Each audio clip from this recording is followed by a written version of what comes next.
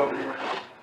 A lot of these ladies walked up the railroad track every Sunday. Oh, really?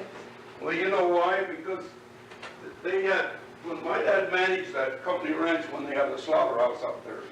You know where it is? The one between here and Princeton? You know, I don't. The company owned a ranch out there. Uh-huh. And they killed the meat. They had a full-time butcher. Uh-huh. And they killed the meat for the camps and for the town. Uh-huh. They had a big beanery over there where they fed single men, and they had all them big boarding houses where the guys slept, but they all ate in that beanery. And that meat all came. So the company had that ranch, and my dad managed that. So they had 4 cowboys there that moved the cattle all the time. And they had 11 other men that were clearing land and making a farm out of that bottom land up there. And my mother had cooked for them, see. And the company furnished her a hired lady and a hired girl to help her, see. And my mother had 2, you know. She had a rug rat in the house. She had one, well, I was 2 when we lived there. We lived there a couple of years. Uh-huh. Yeah. Can I get those out for you? And beautiful. Yeah. Well, I wish I could have had this, set them out for you. but I couldn't. Let me get I couldn't. the other folders here. We had to go to a wedding. Yeah, we had to go to a wedding. What's that celebration about? Farmers That's the market hotel. days. See, well, it's one of them sale days. Yeah. Everybody came. They gave them a free lunch at noon, and they fed their horses. Free lunch at noon and they fed their horses. They give the farmers hay and grain to feed their horses at noon, and they give the people a free lunch. Why? Just to get them to come Get in them and to say, oh. Yeah, you could take. Well, you know, I got to clue you in a little bit. You know what started all this? My sister I got that book, Company Town, and my sister had it borrowed. And we had a wedding, a family reunion thing in Spokane last Saturday. And she came and she brought my book back. And she had this little thing too. Have you know this, about this book? No, I don't. See, that Raymond Harris, read the little bit there, you get some background about Raymond Harris. Okay, the Pacific Northwesterner. That little, Ray K. Harris taught instrumental music and directed bands at 4 Idaho high schools before joining the Spokane school system in 1942. 2 years at Cami, 1 at Grangeville, then a year out for a master's degree at the University of Idaho, followed by 2 years at Genesee and 7 at Sandpoint. In Spokane, he headed the all-city grade school band and summer music programs. When he was retired in 1965, he had 4 150 to 200 piece combined grade school bands, their members constantly competing for chances to move up and down in the chair orders. His summer school program featured these bands in several evening concerts in city parks, with him directing all 1,400 to 1,600 musicians in grand finale numbers. And he wrote this. What year is this? 1976 copyright. now, see, I knew him all my life. And when I was 14 years old, I worked for his dad as a farmhand when I was 14 in the spring. We moved into a house that belonged to his dad, and my dad we had 7 months school. I got out of school in April, and my dad sent me over there to work for him to pay for the rent. And I slept with this guy in the double bed. You don't mind that I tape some of this, do you? I don't mind. Okay, well, why don't you sit down and we'll talk here for a while. I gotta write some I of love this down. But that Potlatch Mill was my alma mater, you know. Went to work there when I was 14 years old. Did you? Yeah. Okay. And when they found out how young I was, they fired me. Where were you born? Well, I was born in Wisconsin, in Knapp, Wisconsin, Dunn County. And we came here when I was 6 months old. My dad came here in March a year earlier. And if you figure out, my mother was 3 months pregnant when my dad came to Potlatch. And then I was born in September, and then in March the next year, 1909, we came to Potlatch. Okay, So we came to Potlatch in 1909. We lived up on Larch Street in 10th for a little while. And then they put him on that company ranch. See? uh-huh, And my next sister, 2 years younger, she was born there. uh-huh. And then they closed that slaughterhouse, So you, and he went to work in the mill. And that would be, now she was born on that ranch.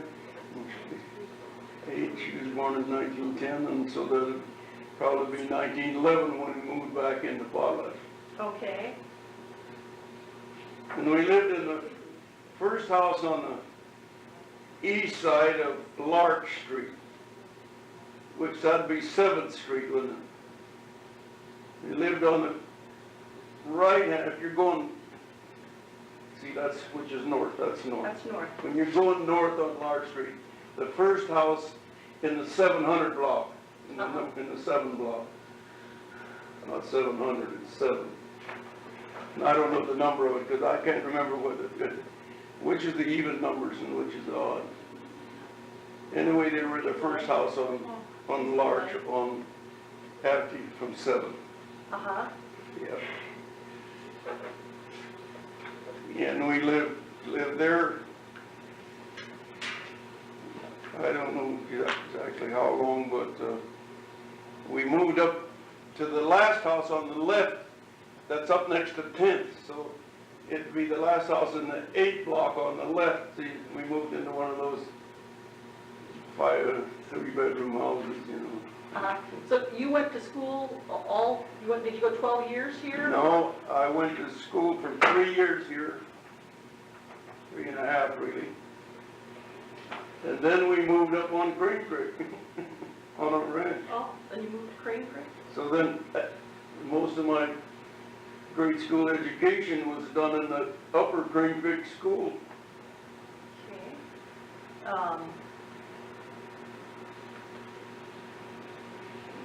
Crane Creek.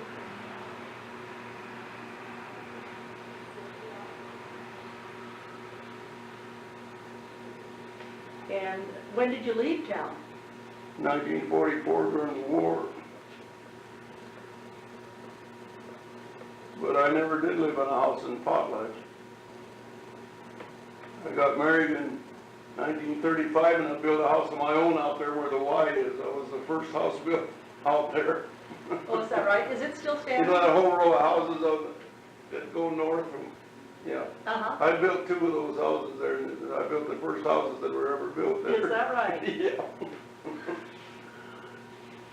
I lived there until 1944.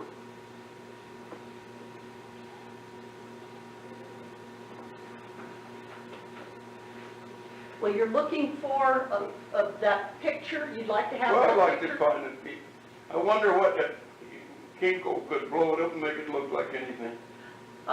Probably. Let me see. I'll tell you what I'm looking for. I'm looking for some videos of the sawmill in operation. Here it is, right here. Same picture. There you go. Yeah, that's it. See? You see that, these wagons here? That's my dad right there. Uh-huh. And that's Tom and Jerry. The I horses. can remember the horses Uh-huh. there. And these are the girls that worked in the store. Uh-huh. Tell her what your dad And did. what year was this be now?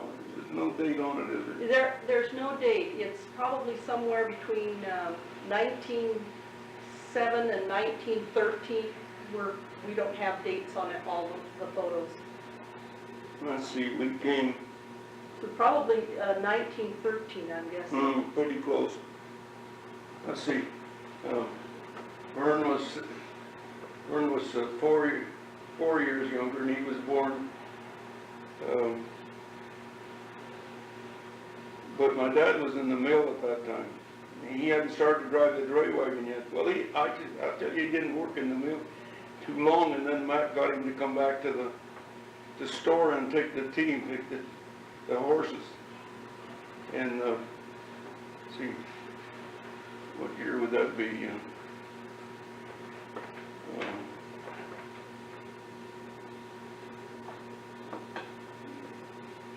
Let's see. Edna was born on the company ranch. She's 2 years younger. And then we were back in town when Vern was, and he's 4 years younger. So that makes a,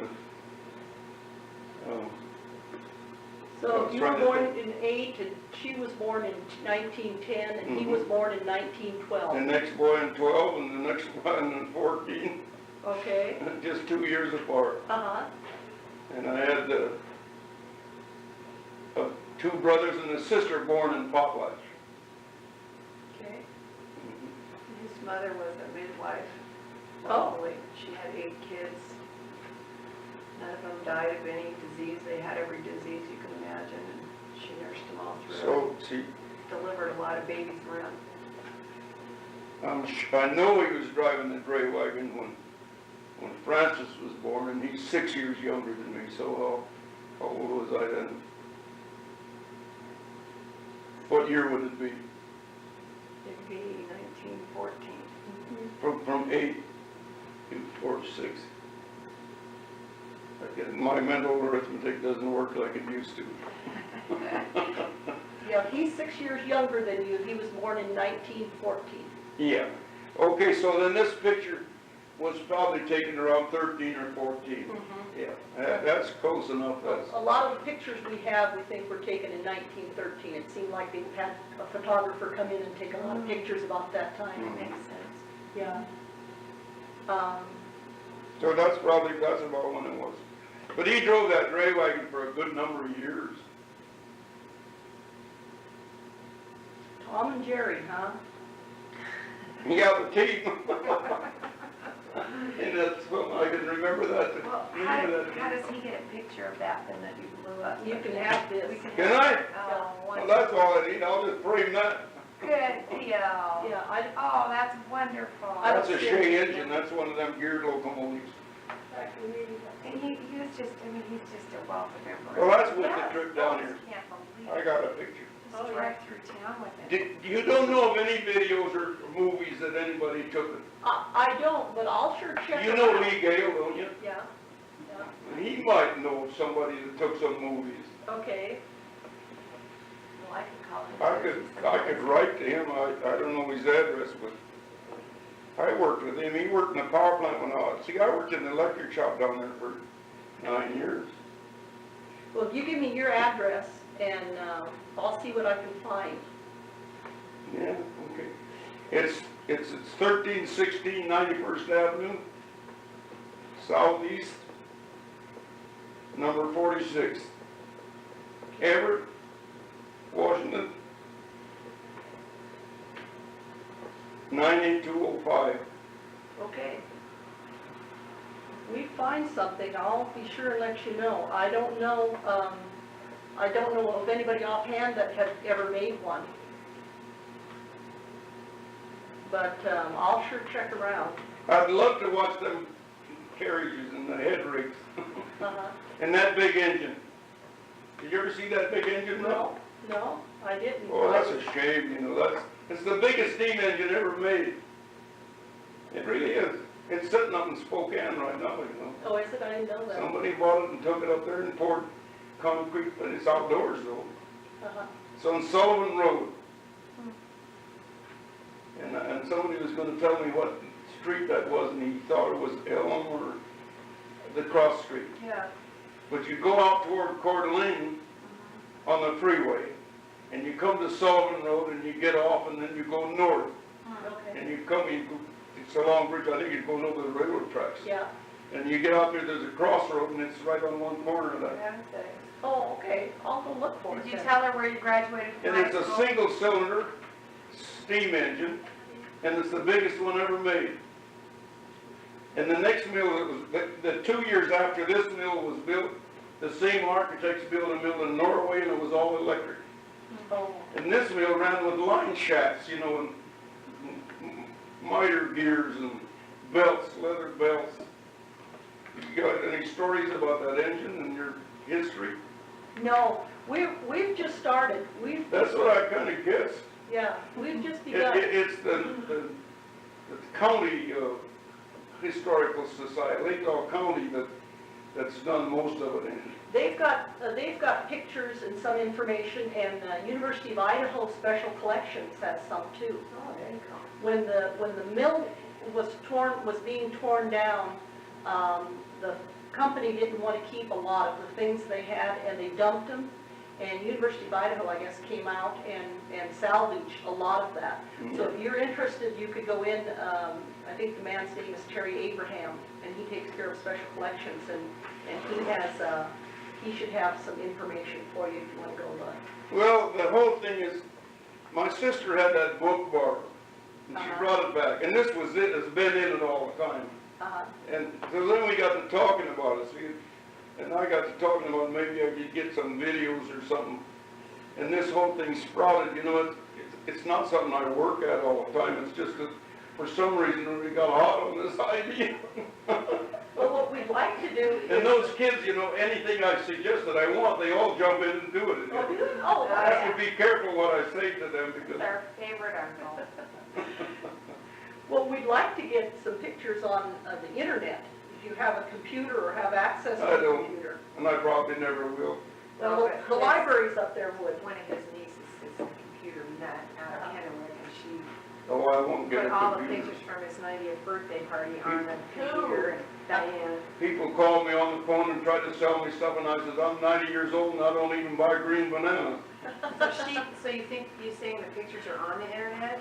No, we'd like to have We wanna them get 'em on on. sometime. Oh, okay. Like this exhibit, we're hoping that, Diane could do that. she could do it. Mm-hmm. Yeah.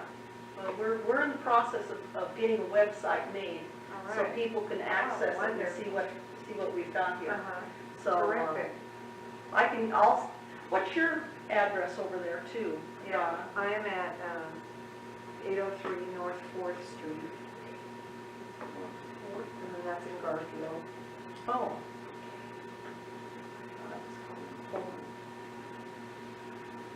What's the zip? 99130.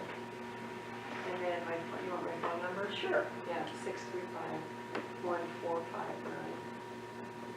And it's when? Uh-huh. Why don't you give him your phone number too? Stub. Stub again? Gwinn. Gwinn. Okay.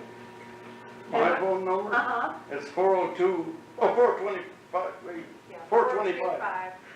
425, that's the area code. Okay. 334-2703. Okay. See, we just got a new area code and I haven't really got it in my computer here yet. They change those things on you once in a while. Yeah, they do. Everything changes, even Potlatch.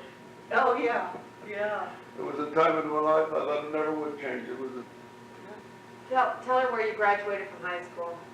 well, Tell her where your alma mater is. well, listen, you see the middle, that's my alma mater right there. That's your alma mater right there, okay. Yeah, I'd like to have a picture like that in the frame too. Would you?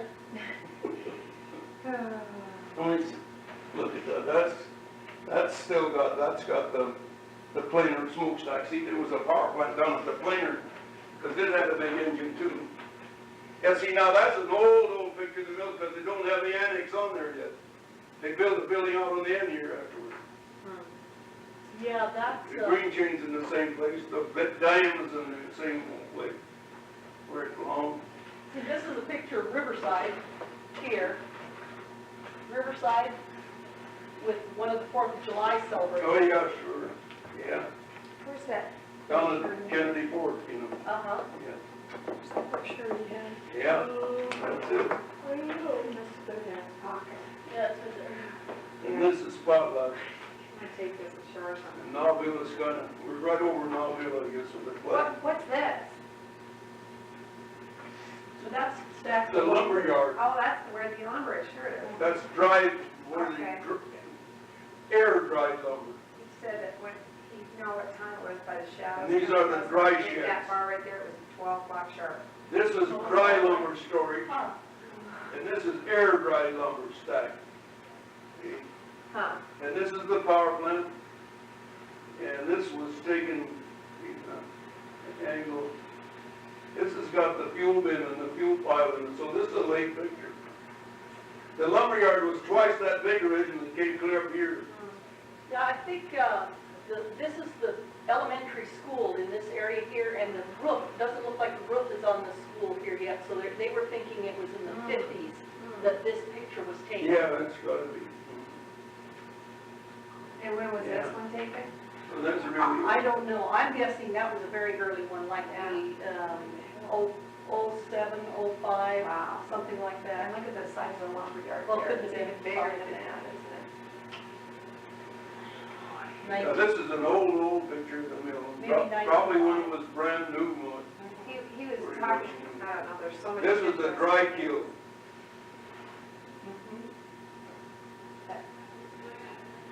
When the mill was running. And this is the green chain where they sorted the green lumber, see? Well, when it wasn't running, it was positive. These are all on rails, and when the load got full, they pulled it out, and they had a transfer car that ran any long here, see? And it was halfway, they took it up here on the transfer. They had an empty car and a space for the full one, and they took the loaded one out and moved the transfer and shoved the empty one in, and then they went up to here. They did it with a horse. Pulled that transfer up there with a horse, and then they pulled it off the transfer and laid it in our line, or if it was down here, they took it this way, see? And then they come in there with their little electric locomotives and hooked them all together and pulled them out to the lumber. Either they pulled them to the dry kiln or they pulled them to the, but see, afterwards, all that, the dry kiln was increased in capacity. The dry sheds here were extended. They got more dry sheds on the end. But that's the power plant for the planer. That had an engine, just one engine, and ran a line shaft that ran down there. What was your job at the mill? Well, I started in the lath mill when I was 14 years old in June. And then I got fired because they found out I was too young. And then I got back, well, by that time we got acquainted, and I got a job in the lath mill. And I was 15. I couldn't work nights, but I could work days, but I was a flunky. And I could do all the jobs in the lath mill to relieve the guys when they needed relief. And then I worked at that. I worked in that lath mill. Of course, it didn't run always steady, you know. You had time off. When the mill didn't run, it was depression in Potlatch. Yeah. When the mill run, it was prosperity.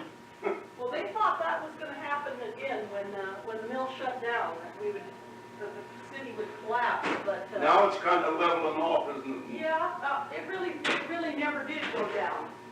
And we don't have any of those. So I quit working in the mill when I was 18 and just worked on farms.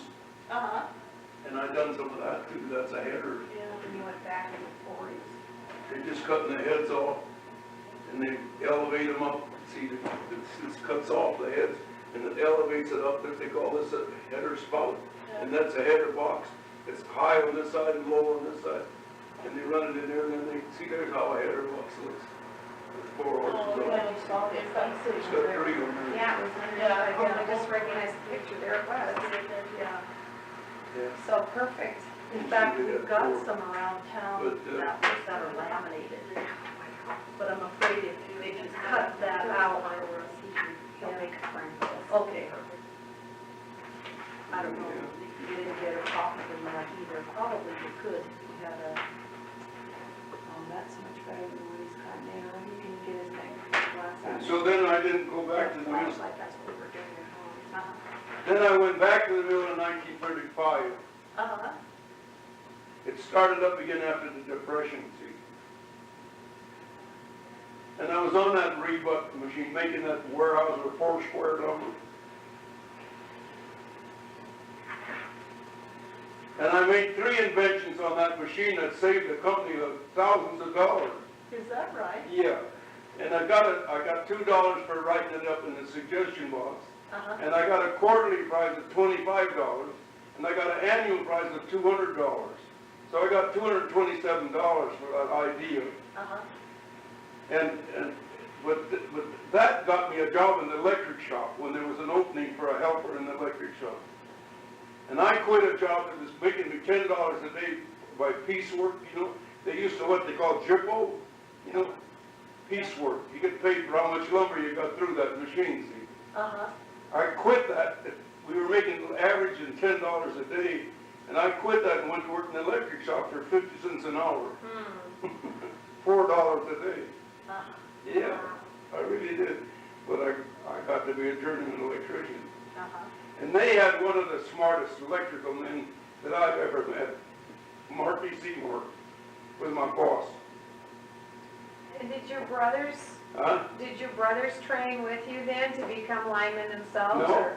no, they got in when the REA began I see. to build lines around the Yeah. country. Huh.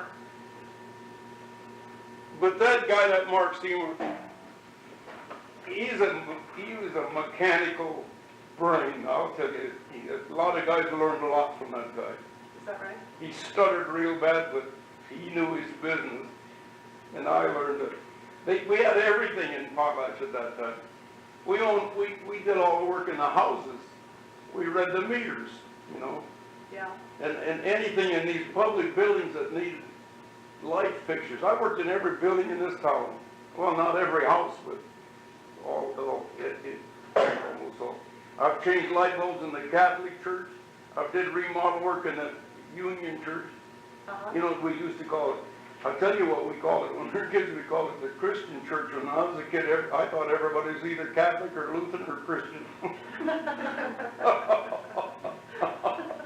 But the company owned those buildings, you know, and heated them for them, too. Right. Yeah. Except the Lutheran Church. Right, except the Grace Lutheran. Uh-huh. Yeah. So I really went 3 years of formal education. Then I went into country school out of Upper Crane Creek, where I didn't tend to any business. All I did was monkey business. And how I squeaked by and got an 8th grade diploma, I don't know, but I got it. The school went out at, I got to tell you, this is a personal thing, it has nothing to do with the town, you know. I went out to let's see, where am I going to go here? Your 8th grade diploma. Yeah. I got a little glitch in the computer here. I got to get it adjusted.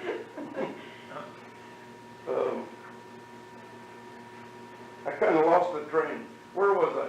You were talking about Upper Crane Creek School. Oh yeah. Well, I just goofed my way through school. School got out on the 1st of April because the district didn't have any money. And I went out to work for this guy's dad on a farm. My dad had his farm foreclosed and had to move off of the place on Crane Creek.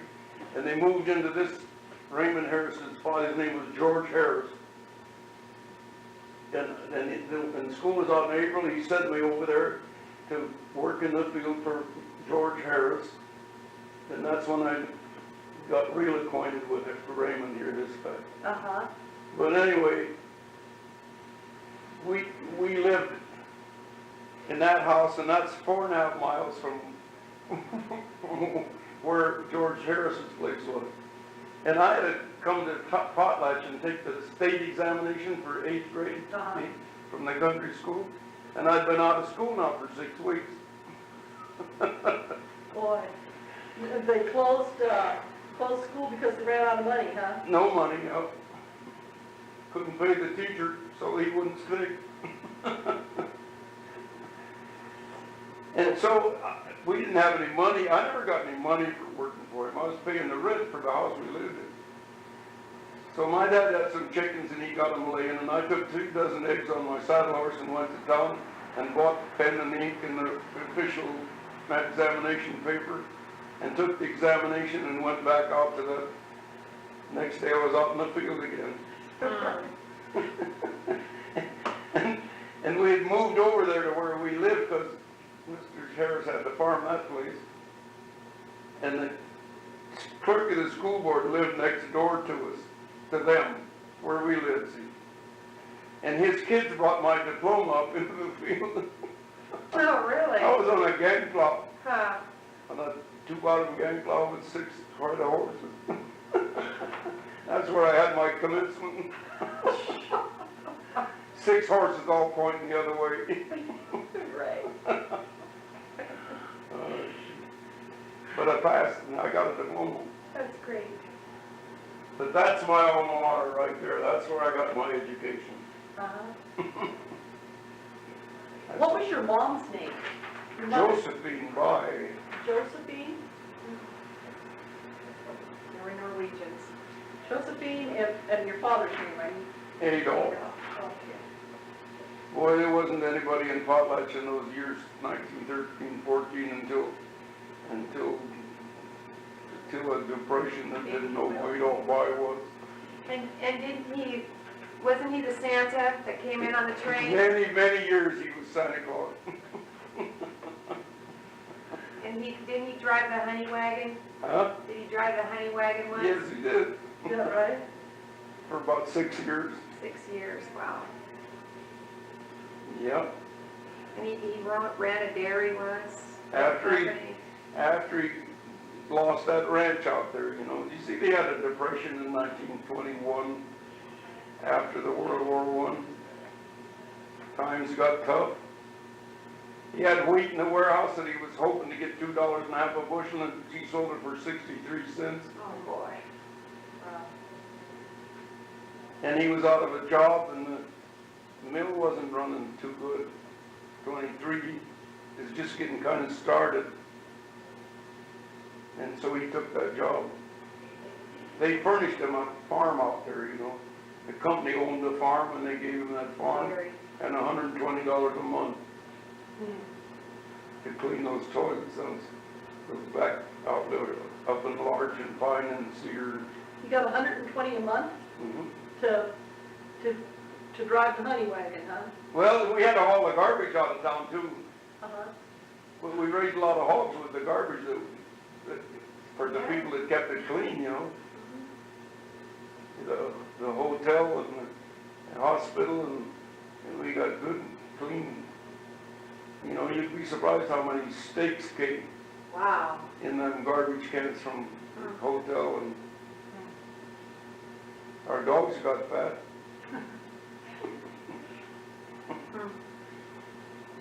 Yeah, so he did that until 1929. Then he quit that. He got hurt. He got a horse kicked him in the back, and he never was. He got old Yeah. pretty fast after that. Let's see.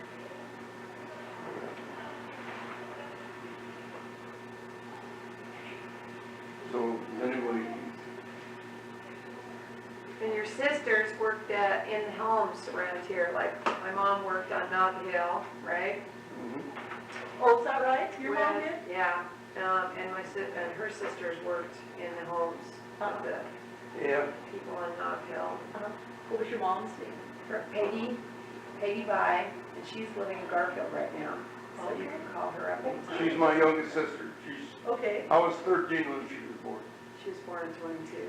So see, we'd like to have a home tour sometime and open one of the homes up for people to come in and see. One of the homes up there is still, it has a lot of the original mat fixtures and things, and you know, it's kept up pretty When well. I was in the electric shop, we worked in most of them. The people were buying appliances during those years, see, and we had to do a lot of wiring changing. You were in practically every building in town then, weren't you? You worked in every building in town then? Almost all of them, right? This one, Uh-huh, electrical problems, you know. Yeah. uh-huh. They built a heating plant down down below here, you know, and it didn't work. It was supposed to be a smokeless heating plant. They built it during the Depression when the mill was down, but it didn't work. So they called it the heatless smoking plant. When we came in on the sidewalk here, coming in, the It's porch. right down below, just right He said he used to over pick there. up his check right at this window that was on the end of the. Oh, really? Yeah, he used to pick up their checks right here at this building. Uh-huh. Down on this side, if you Right. could just check there. Yeah, right by the parking lot back there. Uh-huh. It has like writing on the window. Oh, yeah? Okay. What was you talking about? Where you picked up your check. Oh, yeah, on the sidewalk in the back. Uh-huh. The end of the sidewalk, you had to get up here and park and you had to walk clear down. There was a stairway on that end of that walk. Now you're coming in from the parking lot, but from then we had to come in from the street. See? Uh-huh. Yeah. Well, I took many checks away from them. And where was the car that went around and around and around?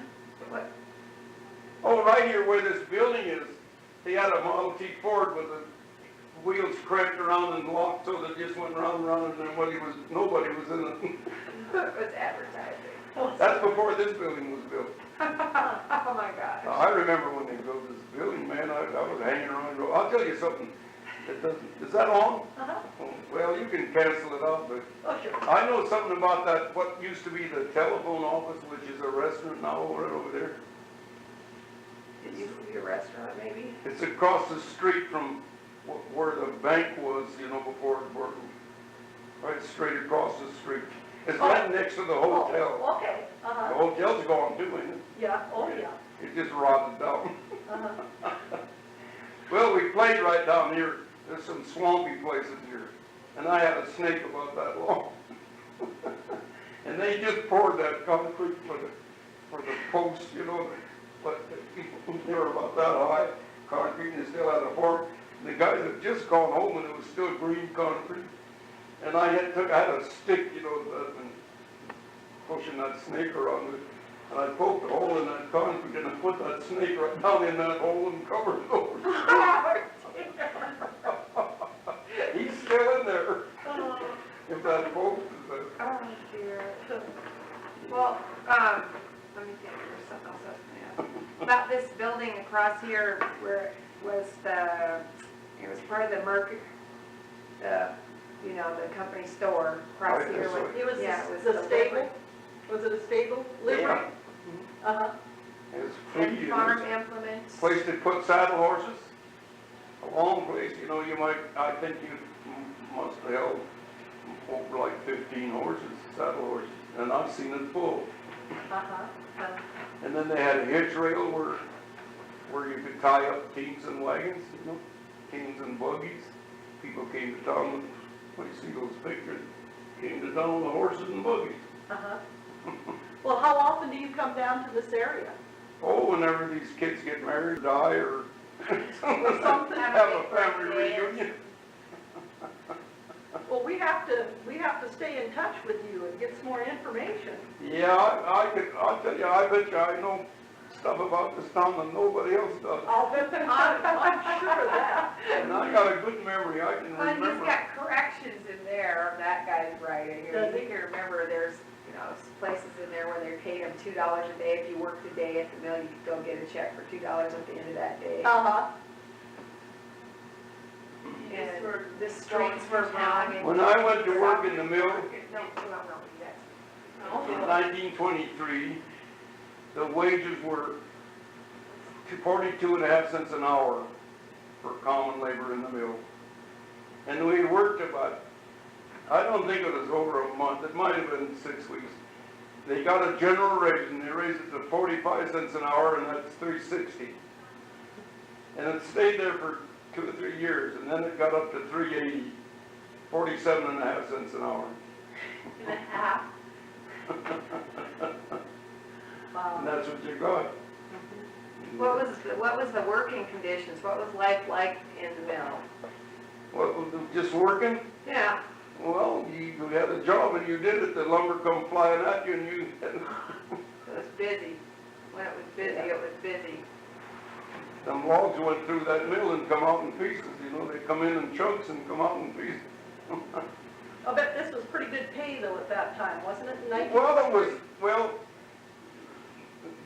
The warehouser affiliated people have always been a little bit on the low end of labor scale, they still are, Uh-huh.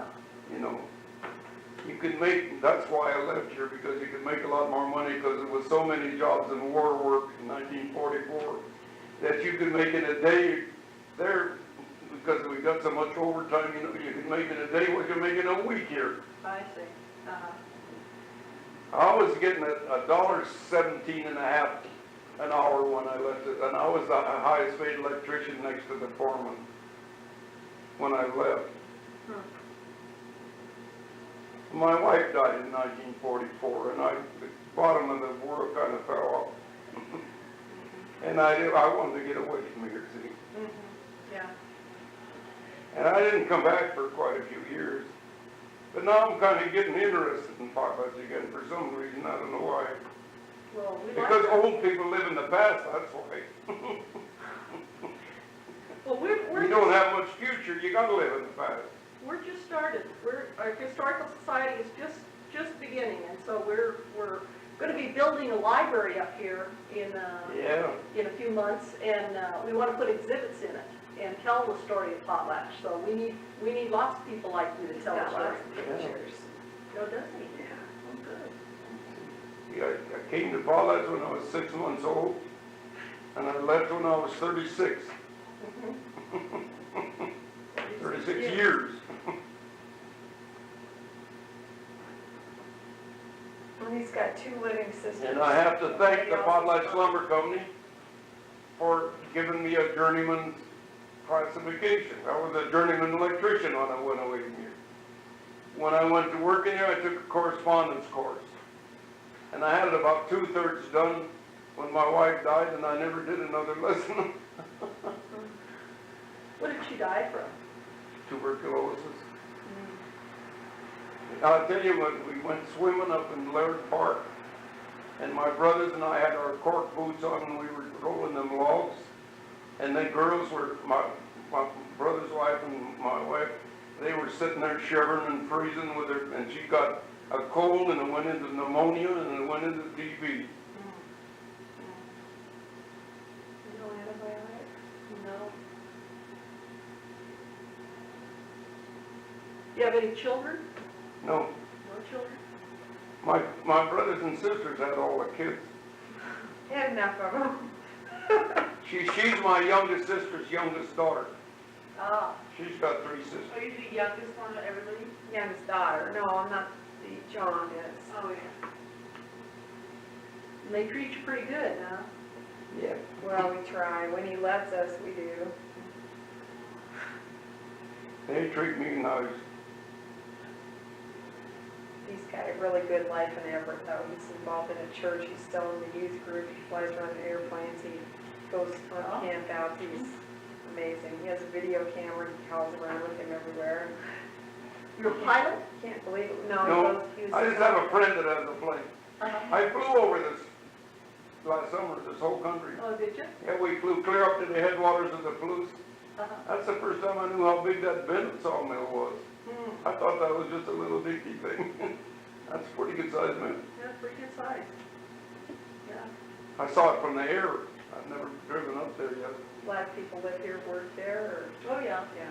Yeah. I'm not sure just how many people are employed out there, but it's a pretty good size chunk of Yeah. employment here. You know, it's not very, let's see, it was, in the 30s when they built this road, it goes straight to Princeton. Is that right? Before that, you had to go around by Onaway. Uh-huh. I live in Ottawa. Yeah. You live in Onaway? I live in Ottawa, yeah. Yeah. Is, Elvin Goslin still living there? You know him? You know, I don't know him, but I think they still live along the road there. Right by the road. Uh-huh. Yeah. Yeah, they're still here. He was on that crew on that rebut machine when I was there. In fact, 2 of those ideas I had for improvements on that machine, he got the $2 because he wrote it up and got it in the... All I wanted was the advantage from it, see, but he wrote, he did that. Hell, he was on that crew. Are there any O'Reilly boys around here? Oh, yeah. Which ones? Dick, That's the second, that's another generation. Yeah, the younger ones. Dick and Jim passed away a couple years ago. Dutch died a few years ago. That's been more like 10 years Dutch ago. is dead. Clement. Clem's gone too. Clem He's passed gone away. Dick might be the only boy left. Dave was the youngest one in that family. Yeah, and I think Dave might have passed away too. Is that right? They're all gone. But Dave didn't live here, but if I remember, I think he's gone too. Fritz Cross, he's dead, isn't he? Yeah, he died, quite a few years ago. Well, they're all going. Yeah. Yeah, you're pretty special. Yeah. I've toughed it out so far.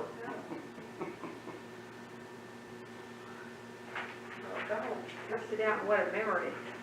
I know a lot of, I was telling some guys downstairs about that chainsaw, that Mark D. Seymour, that electrician's dad was the sawmill superintendent right from the beginning for years till he got too old. And he invented and patented the chainsaw, you know. Did I tell you that yet? Well, What, this is Mark Seymour's dad? yeah, and his name was Mark Seymour too. Uh-huh. And he was sawmill superintendent from the time they built it until, well, I don't know what year he had to give it up. And he built and patented a chainsaw, huh? He did. They built an annex on the mill that I told you wasn't on there in that picture. They up in the woods, you know, they decided to highline log, Uh-huh. and they tried it out. Well, this is a short log mill, so they had to cut them logs after they brought them to the mill, see? Uh-huh. But they're full length on a flat car. And when they haul the short logs, there are 2 loads on a flat car, see? Well, they had to cut them, so they built that annex and they put 2 drag saws up there to cut them into short logs. Well, it was shaking the building, and he got the idea about this chainsaw, and he had them made, the blades were 16 feet long. Oh. And the links were about that long, and each link had 2 cutting teeth and a raker.